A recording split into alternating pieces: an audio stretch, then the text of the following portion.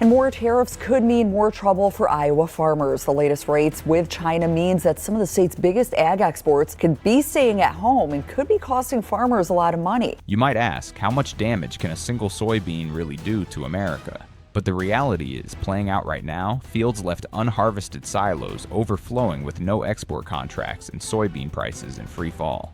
What's even more alarming, this isn't just about a bad harvest.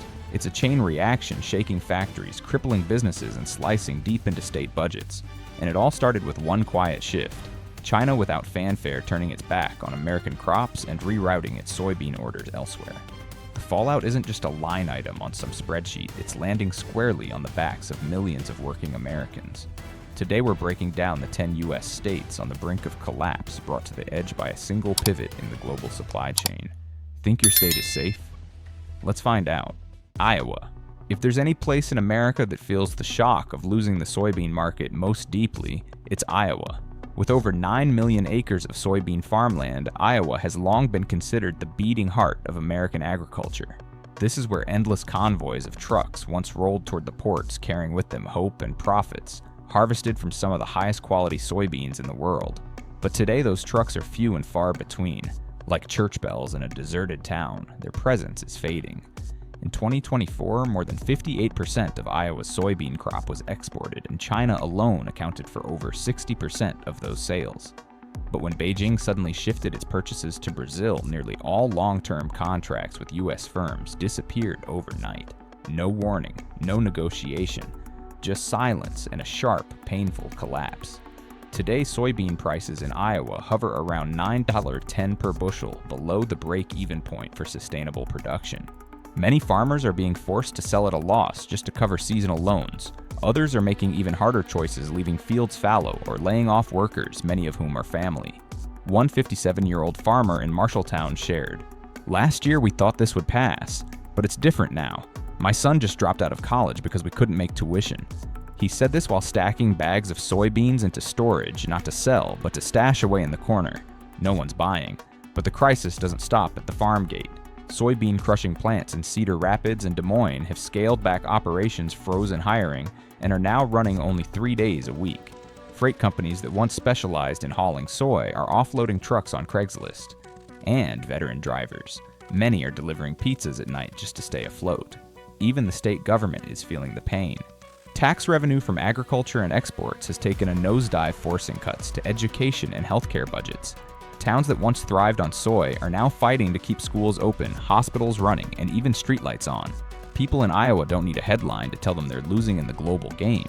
They live it every single day. And if the very heart of American agriculture is starting to flatline, then we need to turn our eyes toward what was once the logistics hub of the Midwest, a place where the crisis isn't ending. It's only just begun. Illinois. If Iowa is where soybeans are grown, then Illinois is where they come to life, transformed into the fuel that keeps America's agricultural engine running. But now the freight trains that once hauled millions of bushels to distant ports are slowing to a crawl. Not because the tracks are broken, but because there's nothing left to move. Illinois is a logistics powerhouse, a web of processing plants, distribution hubs, and grain storage facilities. For years, the numbers told a proud story: over 600 million bushels of soybeans produced annually, most of it processed into oil livestock feed or shipped overseas. But today that system is cracking at every joint. In Decatur, home to one of the largest soybean processing corporations in the country, production lines have been cut back to just 60% capacity. International contracts have dried up, forcing the company to issue rotating furloughs for hundreds of workers. There are no protests. No rallies. Just a lonely job board outside the factory gate with no one left checking it. The ripple effect is faster and sharper than anyone expected. A packaging company in Peoria, which prints labels for soybean oil bottles, just slashed its production orders by 45%. Rail freight firms in Springfield have paused dedicated routes once used to haul soy from the north to southern ports. And in Joliet, once bustling grain terminals are turning into empty warehouses, storing nothing but frustration. People in Illinois don't need a 40-page report to understand what's happening. They just look at this month's paycheck. A 49-year-old factory worker told the local news, "I've worked night shifts here for 20 years. I've never seen a week with only 3 days of work. No one's asking, what's the next shift anymore? They're asking, do we even have a job? Illinois isn't just losing revenue, it's losing rhythm, the heartbeat of a state built on a supply chain that never used to sleep. Now, as the grain trains fall silent, it's not just sound that's vanishing, it's the trust, instability, inconsistency in the system itself. And if a logistics hub like Illinois is already running on fumes, imagine what's happening even further north, where soybeans were once the only thing keeping families afloat through long, brutal winters. Minnesota. Most people don't think of Minnesota as a soybean powerhouse, but in reality, it's home to nearly 27,000 soybean farmers and ranks among the top soybean exporting states in America. The only difference is in the summer of 2025, those fields no longer echo with the rumble of tractors or the chatter of farmhands. Instead, there's a heavy silence, the kind that hangs in the air when you walk into a house you know. You might have to sell soon. In the southwest corner of the state, where soybeans are the backbone of the local economy, revenues from this year's crop are expected to drop by nearly 30%, not because of floods or droughts, but because hundreds of thousands of tons of soybeans have nowhere to go. Local co-ops are posting temporarily suspending purchases signs because the processors are already overwhelmed. People aren't waiting for the market to collapse. They're moving before it does. A farm equipment dealer in Mankato reports that sales of seeders and planters are down over 60% from last year. A community bank in Albert Lea just announced it will be reviewing outstanding agricultural loans, a polite way of saying foreclosures may be coming. But for many, the heartbreak isn't in the numbers, it's in the quiet changes happening at home. A high school teacher in Marshall shared that the number of students taking temporary leave is rising not because of illness, but because their parents can't afford the gas to drive them to school every day. The story of soybeans in Minnesota isn't just about the fields anymore. It's about electricity bills, tuition, and whether there's meat on the dinner table tonight. For Minnesota, the soybean crash is like a long, slow fracture. Not explosive, not dramatic. Just a steady crack widening day by day, like a frozen lake beginning to thaw. No sound, no splash. But beneath the surface, the water is cold enough to numb you. And if a cold, resilient state like Minnesota is starting to sink, then we need to turn our gaze to the broader plains, where soybeans aren't just a crop. They're identity, their pride, they're how people measure their worth. Nebraska. In Nebraska, soybeans aren't just grown for export, they feed the cattle, and when soybean prices went into free fall, many assumed it was the farmers who would take the hit. But here that crash is dragging down the entire livestock industry with it. Nebraska ranks among the top states for beef production, and a huge portion of the cattle's nutrition comes from soybean meal, what's left after the beans are crushed. But now with processing plants cutting capacity, soybean meal prices have spiked unpredictably. The feed chain is in disarray, and ranchers are facing two impossible choices: feed at a loss or sell off the herd. In North Platte, a 3-generation family farm just announced it's selling off a third of its cattle, not because they want to, but because they can't afford to keep them fed. The owner said, "We can't raise livestock on hope." Every animal that leaves the pen isn't just a transaction, it's a moment of surrender. The soybean crisis is now creeping into the small towns that rely on both farming and processing. In Lexington, a soybean pellet factory shut down its entire operation in late May, not because of inefficiency, but because there simply weren't enough orders to keep the machines running. Over 120 workers lost their jobs, not due to poor performance, but because the supply chain collapsed. In Grand Island, local tax revenues took a sudden hit as both agriculture and processing revenue plummeted. Elementary schools had to cancel after-school programs and switch to low-energy modes even in the sweltering heat of summer. For kids, summer used to mean fun and freedom. This year it began in a classroom with no air conditioning. In Nebraska, people understand soybeans aren't just a crop. They're the glue holding the local economy together. They keep fields from being abandoned. They keep cattle from being sold off. They keep plants from shutting down. And when that glue starts to crack, the whole system begins to fall apart. But if the plains where people are used to surviving droughts and blizzards are now struggling because the value of a single crop has vanished, then what about the places farther east, where the harvest might still be strong, but the market is crumbling by the day? Indiana. In Indiana, the problem isn't a failed crop. The soybeans are still growing strong, the soil remains fertile, and the weather this year hasn't been too cruel. But the paradox is this: while farmers can harvest, many simply choose not to. Because harvesting now means taking on a burden, paying for transport, storage, and preservation only to sell at prices far below break even.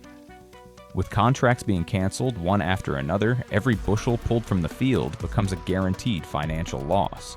In counties like Tippecanoe and Rush, more and more farmers are leaving their fields untouched. No harvest, no replanting. There's no strike, no protest, just quiet fields lying fallow because at this point doing nothing might be the least damaging decision. What makes things worse is that Indiana isn't just a farming state, it's also a center for agricultural manufacturing. Companies in Fort Wayne and Terre Haute that once thrived on producing harvesters, plows, and machinery are now seeing their sales fall off a cliff. No one's buying new equipment for a crop that won't turn a profit. A dealer in Kokomo said, "We used to ship out 15 harvesters a month. Last month, 1 order, and even that customer's hesitating. Workers who once welded frames and assembled engines are now being asked to take rotating leave, a polite way of saying their income is vanishing week by week." In small towns, the impact is obvious without any official report. The lunch diners next to machine shops sit half empty. Local schools are cutting back extracurricular programs because state funds haven't been released yet. And families who once made ends meet on 2 harvests a year are now talking about selling the second car or asking their kids to postpone college. Indiana used to be the middle ground, not as exposed as Iowa, not as industrialized as Illinois. But that in-between position has become a trap as both supply and demand are grinding to a halt. And if a state like Indiana, balanced between farming and machinery, can't find a way out, then the next state, the one that depends almost entirely on raw agricultural output, is in for something far worse. Missouri. Missouri may not be the largest soybean producing state in America, but it plays one of the most critical roles in the soybean's final chapter, the stage where beans are packaged, labeled, shipped, and delivered to customers across the country and around the world. But when there's no one left to buy, that final chapter starts to vanish. Processing plants in cities like St. Joseph, Columbia, and Springfield once ran 3 shifts a day, packaging soy-based products around the clock. Now many of those lines have gone cold. Conveyors are stopped. Workers who once relied on overtime to keep their households afloat are sitting at home waiting for phone calls that no longer come. You don't need to go far to see it. In a small industrial park outside Jefferson City, a food packaging facility has shut down its entire printing line after orders dropped by more than 40% in just 4 months. No one's been laid off, at least not yet, but they're no longer hiring either. And in a small town, not hiring can feel just as frightening as losing a job. The silence has even reached the highways. Trucks hauling soybeans used to dominate I-70. Today, that stretch of asphalt feels unusually empty. Diesel sales at stations in Warrenton and Kingdom City have fallen over 25%, a number you won't find in any Wall Street briefing, but one that's written plainly on the faces of late-night shift workers. Missouri doesn't scream in crisis. It simply sinks. Not like a ship that's hit an iceberg, but like one slowly taking on water, quiet, steady, and devastating all the same. Every unshipped soybean order means 1 less box, packed 1 fewer truck in motion, and 1 more worker silently recalculating their household budget. For generations, Missourians have taken pride in their ability to keep the rhythm linking farms, factories, and markets in perfect harmony. But now that rhythm has faltered and the whole machine feels directionless, and if the state once responsible for packaging the dreams of millions of Midwestern farmers can no longer function, then the next stop where soybeans are more than just a crop, but a way of life, won't stand a chance against the seismic shock that's coming. Kansas. While other states began cutting back at the first signs of loss, Kansas still believed it was safe. After all, it had everything a thriving agricultural economy could ask for: vast land-high yields and ready-made infrastructure. But that sense of certainty made the fall even more unexpected and far more painful. Kansas didn't collapse because it lacked capability. It collapsed because it got trapped by its own strengths. Millions of bushels of soybeans were planted at the start of the year with hopes of a stable export season. But when demand dried up, that abundance turned into a crushing weight on farmers' factories and entire towns. In Great Bend, a soybean storage facility hung a sign reading "temporarily closed" after completely running out of space. Not because sellers disappeared, but because no one wanted the crop. Trucks filled with soybeans sat idly by the roadside drivers, waiting in silence, unsure whether to turn back or wait it out. A farmer in McPherson put it simply, "We planted because we've been planting for 30 years. But now, I'm not sure if I should even plow next season." That wasn't frustration, it was doubt. And doubt is what cuts Kansas the deepest. Unlike industrialized states, Kansas still runs on community, a place where people know each other's names. But as the buy, process, distribute chain unravels, that closeness is slowly being replaced by fear. The neighbor who once lent you equipment last season might now be selling his truck just to keep his house.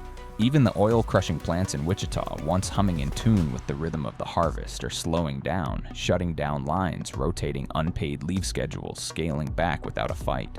Kansas doesn't shout, but in a state where silence means crisis, you know the cracks have reached the foundation.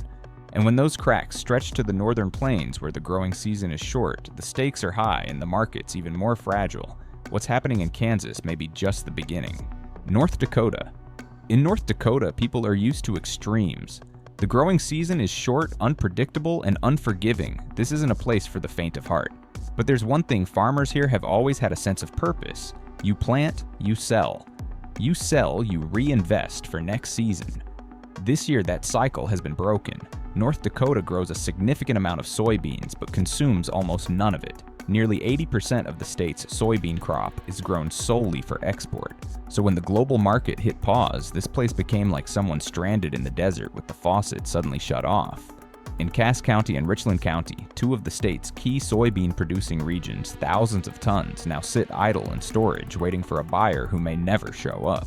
Local processing plants don't have the capacity to absorb the volume. Truckers have nowhere to deliver.